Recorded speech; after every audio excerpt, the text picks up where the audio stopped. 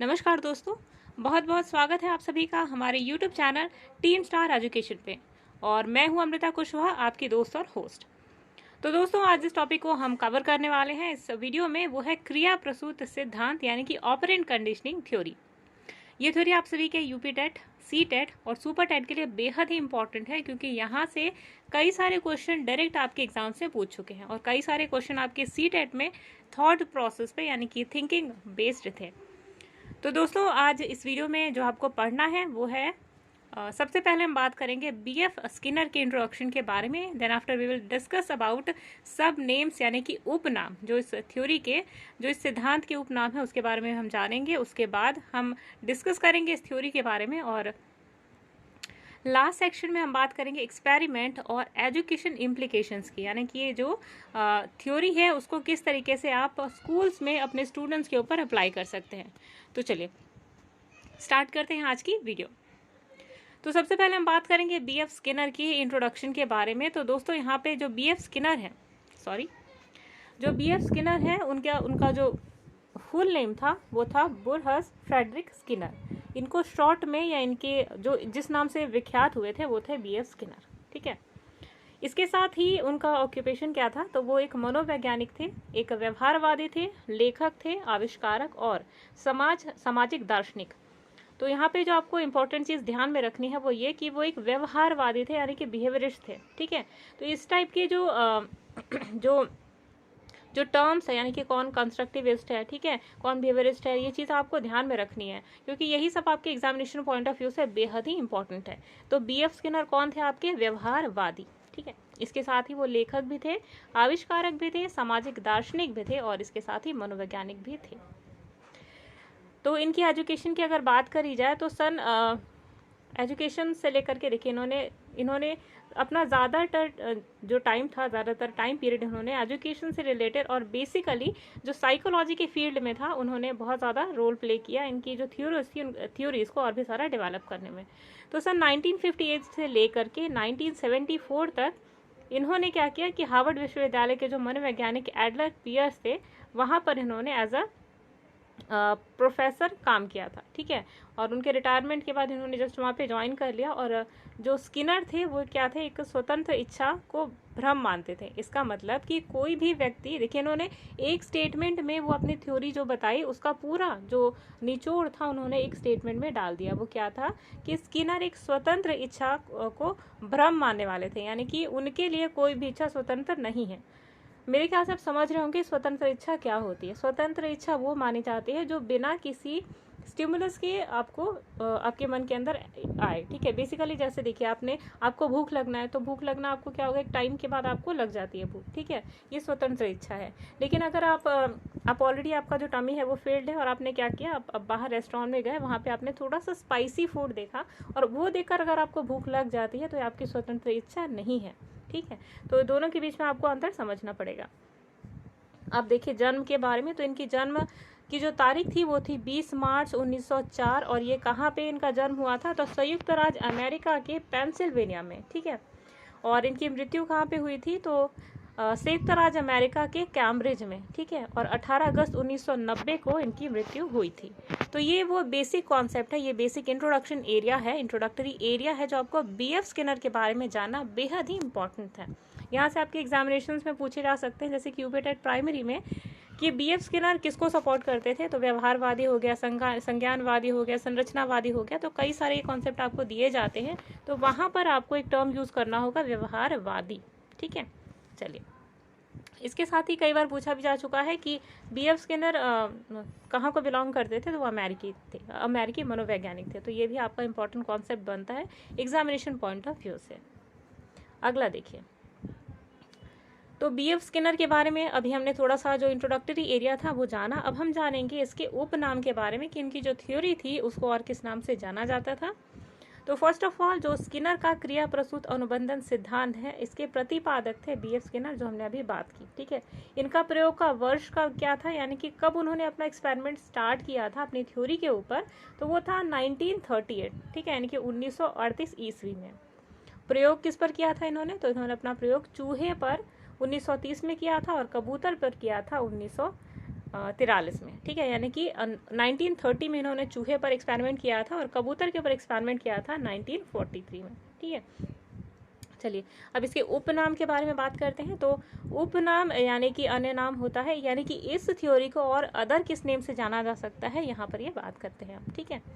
तो इसका जो सबसे पहला जो उपनाम है वो है आरएस थ्योरी, ठीक है, यानी कि रिस्पॉन्स स्टिमुलस थ्योरी या स्टिमुलस रिस्पॉन्स थ्योरी भी आप कह सकते, रिस्पॉन्स स्टिमुलस थ्योरी आप इसको कह सकते हैं। इसके साथ ही जो इसका अदर नेम है, देखिए यहाँ से भी ये बहुत ज़्यादा इंपॉर्टेंट एरिया है, इसे आप एस्ट्रिक मार्क लगाने, यानी कि यहाँ पे आपको स्टार मार्क लगाना है। क्यों स्टार मार्क लगाना है? क्योंकि यहाँ से क्वेश्चन ऑलरेडी आपके एग्जाम से पूछा जा चुका है कि जो बीएफ स्किनर की थ्योरी है उसको अदर किस नाम से जाना जाता है। तो 4 ऑप्शंस आप सभी को दिया होता था और वहाँ से आपको टिक करना था कि कौन सा जो करेक्ट आंसर है वो है, ठीक है। तो अदर्स जो नेम है ये आपको याद होना चाहिए कि आरएस थ्योरी को और किस नाम से जाना जाता है। तो सबसे पहला यहाँ पे देखिए, एक बार स्क्रीन को क्लीन कर लेते हैं। तो यहाँ पे देखिए, यहाँ पर जो आरएस थ्योरी थी उसको सबसे पहले क्रियात्मक प्रतिबद्धता का सिद्धांत के नाम से जाना जाता था, सक्रिय अनुबंधन का सिद्धांत के नाम से जाना जाता था, अभिक्रमित अनुदेशन सिद्धांत के नाम से जाना जाता था और चौथा नैमित्तिक अनुबंधन का सिद्धांत के नाम से जाना जाता था। यानी कि कुल 4 नामों से इस थ्योरी को जाना जाता था। सबसे पहला क्रियात्मक प्रतिबद्धता का सिद्धांत, दूसरा सक्रिय अनुबंधन का सिद्धांत, तीसरा अभिक्रमित अनुदेशन का सिद्धांत और चौथा था नैमित्तिक अनुबंधन का सिद्धांत। ये कुल 4 नाम थे इनके, ठीक है। अच्छा, इस सिद्धांत के बारे में थोड़ा सा जानते हैं। तो ये सिद्धांत कहता था कि यदि किसी अनुक्रिया के करने से सकारात्मक व संतोषजनक परिणाम मिलता है तो प्राणी वह क्रिया बार बार दोहराता है। फॉर एग्जाम्पल, अगर आप कोई चीज़ आप पढ़ाई करते हैं और आपके पॉजिटिव रिजल्ट्स आते हैं, मतलब आप पास हो जाते हैं, सेलेक्ट हो जाते हैं एज अ टीचर, ठीक है, तो आपको क्या मिला, आपने जो क्रिया की या अनुक्रिया की उसके सकारात्मक रिजल्ट्स आए, ठीक है, संतोषजनक, यानी कि आपको टीचर की जॉब चाहिए थी, आपने पढ़ाई की, आपको मिल गई।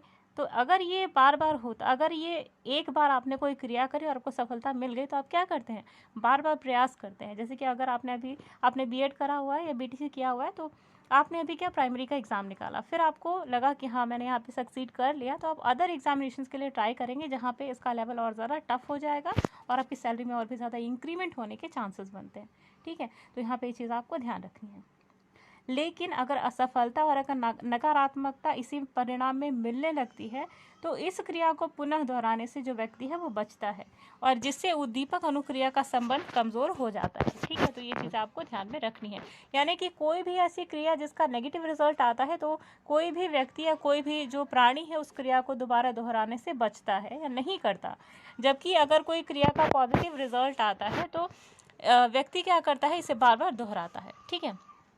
चलिए नेक्स्ट है कि इस सिद्धांत का जो प्रतिपादन था वो अमेरिका के हार्वर्ड विश्वविद्यालय के प्रोफेसर बीएफ स्किनर के द्वारा वर्ष 1938 में किया गया था और वह सिद्धांत थॉर्नडाइक के द्वारा प्रतिपादित प्रभाव के नियम पर आधारित था। यानी कि इनका जो लॉ था बीएफ स्किनर का आरएस थ्योरी, ये थॉर्नडाइक का जो नियम था, प्रभाव का नियम, इसी पर बेस्ड था, ठीक है। तो उन्होंने इसको थोड़ा सा और ज़्यादा इस पर एनालाइज किया उनके सिद्धांत को, थॉर्नडाइक को, और उन्होंने अपनी जो थी थ्योरी वो प्रोवाइड करी थी। तो इस सिद्धांत को कार्यात्मक प्रतिबद्धता तथा साधक अनुबंध व नैमित्तिक वाद के नाम से भी जाना जाता था।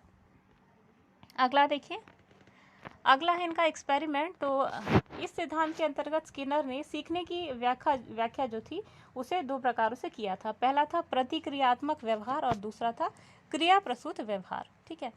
तो प्रतीकात्मक व्यवहार मतलब होता है जो किसी उद्दीपक के नियंत्रण में होता है। जैसे कि आपने खाना दिखा दिया, ठीक है, और या इमली दिखा दी तो मुंह से जो होता है वो पानी आ जाता है, ठीक है। तो ये क्या हुआ, प्रतिक्रिया आपने दी किसी क्रिया के अगेंस्ट में, तो ये क्या हुआ आपका प्रतिक्रियात्मक व्यवहार, ठीक है। जबकि क्रिया प्रसूत व्यवहार मतलब होता है कि प्राणी की इच्छा पर निर्भर करता है कि वो स्टिमुलस को किस तरीके से रिस्पॉन्स देता है, ठीक है। तो ये था उनका बेसिक जो था फंडा, वो ये था, ठीक है। आगे देखिए, अब उन्होंने जो एक्सपेरिमेंट किया था वो था क्या, तो स्किनर का चूहे पर जो प्रयोग था, सबसे पहले उन्होंने देखिए 2 एक्सपेरिमेंट किए थे, 2 प्रयोग किए थे। सबसे पहला था चूहे पर और दूसरा था कबूतर पर। तो चूहे पर उन्होंने क्या प्रयोग किया कि स्किनर ने एक भूखे चूहों को एक बॉक्स में बंद कर लिया और उसके बाद जो भूख से तड़प रहा चूहा था वो बार बार इधर उधर उछल कूद कर रहा था पिंजरे के अंदर, ठीक है, या बॉक्स के अंदर। और बार बार उछलने कूदने के दौरान क्या होता है कि एक पल ऐसा आता है कि चूहे का गलती से जो पैर है वो लीवर पे लग जाता है और लीवर दब जाता है। और लीवर दबने से क्या होता है कि भोजन के कुछ टुकड़े जो होते हैं उसे प्राप्त हो जाते हैं। अब ऐसा कई बार कर कर वो उछल कूद करने लगा लगातार चूहा, ठीक है, और बार बार उछल कूद करने से जो लीवर था वो दब जाता है। तो इस बार क्या होता है, एक बार ऐसा होता है कि बार बार वो भोजन पाने के लिए पिंजरे में उछल कूद करने लगा यहाँ से वहाँ, ठीक है। अब क्या हुआ कि भोजन के लिए अब एक ऐसा टाइम आता है कि जो चूहा होता है बार बार यही क्रिया करने के कारण अब उसे समझ में आ जाता है कि लीवर किधर है और किधर उसे लीवर को प्रेस करना है और खाना आएगा, ठीक है। तो कहने का मतलब है कि भोजन चूहे के लिए एक प्रबलन एवं भूख उसके लिए प्रणोदक का कार्य कर रही थी, ठीक है। तो ये उनका पहला एक्सपेरिमेंट था। दूसरा जो उन्होंने एक्सपेरिमेंट किया था, अपना प्रयोग किया था, वो स्किनर का जो प्रयोग था वो कबूतर पर था। तो कबूतर पर उनका प्रयोग क्या था कि स्किनर ने अपने अन्य प्रयोग में भूखे कबूतर को स्किनर बॉक्स में बंद कर दिया था और बॉक्स में जो कबूतर था वो शांत बैठा हुआ था। कुछ समय के बाद क्या होता है कि बॉक्स में प्रकाश किया जाता है, थोड़ी सी रोशनी डाली जाती है, तो प्रकाश होते ही कबूतर ने जगह जगह पर चोंच मारना प्रारंभ कर दिया था। इसी प्रयोग में स्किनर का जो लक्ष्य था वो रखा गया था कि कबूतर दाहिनी ओर घूमकर एक पूरा चक्कर लगाकर एक निश्चित स्थान पर चोंच मारना सीख जाए। तो ये उन्होंने अपना लक्ष्य बना रखा था कि अगर कबूतर इस तरीके से रोटेट करके एक राउंड करके और एक पर्टिकुलर जगह पे अगर चोंच मारता है तो क्या होगा, तो उसका जो लक्ष्य था ये उसे उसके ऑब्जेक्टिव की जो थी वो प्राप्ति हो जाएगी। तो जब कबूतर ने स्वयं दाहिनी ओर घूमकर चोंच मारी तो उससे अनाज का दाना प्राप्त हुआ, ठीक है। जैसे उसने चोंच मारी दाहिनी ओर घूमकर एक बार, तो एक दाना गिरा, ठीक है। इस दाने के द्वारा कबूतर को पुनर्बल प्राप्त हुआ, यानी कि रीइंफोर्समेंट प्राप्त हुआ। तो बार बार वो प्रयत्न करने लगा कि कहाँ पर चोंच मारी जाए। तो एक बार क्या होता है कि चोंच मारते मारते उसे समझ में आ जाता है कि हाँ इस जगह पे चोंच मारनी है। दैट मीन्स कि वो सीख जाता है कि चोंच कहाँ पे मारनी है और वहाँ पे अनाज का दाना उसे प्राप्त होगा, ठीक है। अगला देखिए, तो क्रिया प्रसूत व्यवहार को स्पष्ट करने के लिए स्किनर ने चूहा तथा कबूतर पर अनेकों जो प्रयोग थे वो किए थे। इस प्रयोग के पश्चात स्किनर को ये चीज़ें क्लियर हो चुकी थी कि जब भी कोई भी ऑर्गेनिज्म या कोई जो प्राणी है अगर उसको कोई उद्दीपक प्राप्त हो तभी वह प्राणी अनुक्रिया दे सकता है, यानी कि जब उसे स्टिमुलस प्राप्त होगा तो ही वो रिस्पॉन्स प्रोवाइड करेगा, ठीक है। तो वातावरण में कुछ ऐसे भी प्राणी होते हैं जो हमेशा क्रियाशील रहते हैं और उनमें इसी प्रकार की क्रियाशीलता जो है उनके परिणाम या जो उद्दीपक होते हैं उनकी प्राप्ति उन्हें होती रहती है। तो जिज्ञासु प्रवृत्ति के जो लोग होते हैं, यानी जिनके अंदर लगातार कुछ सीखने की इच्छा रहती है, वही लोग हमेशा क्या होते हैं, क्रियाशील होते हैं और चीज़ों को, अपने आसपास की चीज़ों से उन्हें जो ज्ञान है वो प्राप्त होता है, ठीक है।